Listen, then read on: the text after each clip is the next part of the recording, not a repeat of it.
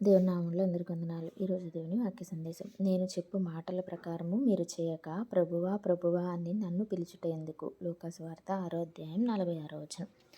మనం చాలామంది చెప్తూ ఉంటాం, దేవుడే నాకు చేయాలి, దేవుడే నాకు సహాయం చేయాలి, అన్నిటికీ ఏ పని చేసినా ముందు ప్రార్థన చేసుకుని వెళ్తూ ఉంటారు, అన్నీ చేస్తారు. కానీ దేవుడు చెప్పినట్లు మాత్రం జీవించరు. అలా జీవించని వారు అనేక మంది ఉన్నారు.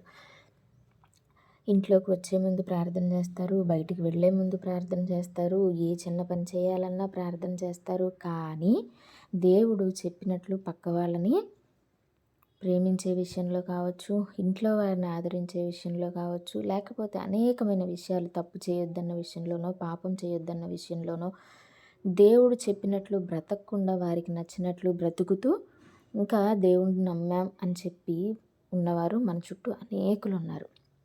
వారందరి గురించి ప్రభు చెబుతున్న మాట, నేను చెప్పిన ప్రకారం మీరు జీవించకుండా ప్రభువా ప్రభువా అని నన్ను పిలిస్తే ఉపయోగం ఏముంది అని చెప్పి దేవుడు అంటున్నారు. బైబిల్లో ఒక మాట ఉంది కదండి, పిలువబడిన వారు అనేకులు కానీ ఏర్పరచబడిన వారు కొందరే అని. నిజమేనండి. చాలామంది మనలో దేవుణ్ణి నమ్మామని చెప్తాం, చర్చికి వెళ్తాం, ప్రార్థన చేస్తాం, బైబిల్ చదువుతాం. కానీ అన్నీ నామకార్థంగానే చేస్తాం. చేయాలి కాబట్టి చేస్తాం, బైబిల్ చదవాలి కాబట్టి చదువుతాం, చర్చికి వెళ్ళాలి కాబట్టి వెళ్తాం, రొట్టె రసంలో పాలు పంచుకోవాలి కాబట్టి పాలు పంచుకుంటాం. కానీ మనస్ఫూర్తిగా మాత్రం దేవుణ్ణి మనం ఆరాధించని వారంగా ఉన్నాం. ఇంకా దేవుడు అనేక మాటలు చెప్తూ ఉన్నారు కదా, మీరు పెదవులతో నన్ను స్తుతించుదురు కానీ మీ హృదయం నాకు చాలా దూరంగా ఉంది అని చెప్పి కూడా దేవుడు చెప్తా ఉన్నాడు. నిజమే, మనమంతా పైకి భక్తి గల వారి వలె నటిస్తూ దేవుడి శక్తిని ఆశ్రయించని వారుగా ఉన్నవారంగా ఉన్నాం మనం కదా అండి. చాలామంది మనం చేసే పని ఇదే. నిజంగా మనస్ఫూర్తిగా ఒక్క 5 నిమిషాలు దేవునికి మనసారా మనం ప్రార్థన చేయగలిగే రోజు ఉంటుందంటారా? ఒక్కసారి ఆలోచించండి. ఏదో చేయాలి కాబట్టి చేస్తున్నామా? మనకు నచ్చినట్టు జీవిస్తూ దేవుడు మన జీవితంలో కార్యాలు చేయడం లేదు అంటే ఎందుకు చేస్తారండి? మనం ఆయన చెప్పినట్లు జీవించగలగాలి కదా. మనకి తెలిసి కూడా మనం తప్పులు చేస్తూ ఉంటాం. దేవుడు చెప్తాడు కదా, తెలియక చేస్తే క్షమాపణ ఉంటుంది కానీ తెలిసి తప్పు చేస్తే దానికి ఖచ్చితంగా శిక్ష అనుభవించాలి అని. మనం తెలిసే తప్పులు అనేక మార్లు చేస్తూ ఉంటాం, అనేకమైన పాపాలు చేస్తూ ఉంటాం.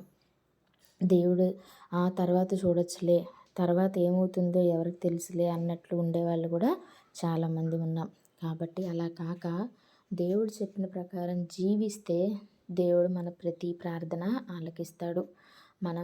మనలో ఏమి లోపం ఉందో, ఎక్కడ మనం తప్పిపోయామో, ఏ విషయంలో దేవుణ్ణి ఆయాసపరిచామో, దుఃఖపెట్టామో ప్రతి ఒక్కరూ పరీక్షించుకోవాలి. అలా కాకుండా ఉట్టిగా మనకు నచ్చినట్లు జీవిస్తూ మనలో ఉన్నవి మార్చుకోకుండా మనం దేవుణ్ణి ఆయాసపెట్టేవి మనలో నుంచి తీసివేయకుండా ప్రార్థన చేసిన మన జీవితంలో ఫలితం అనేది మనం చూడలేం కదా. కాబట్టి ప్రతి ఒక్కరూ ఆయన చెప్పిన మాటల ప్రకారం జీవిస్తూ ఆయన ఆశీర్వాదం పొందుకోవాలి అని కోరుకుంటూ వందనాలు.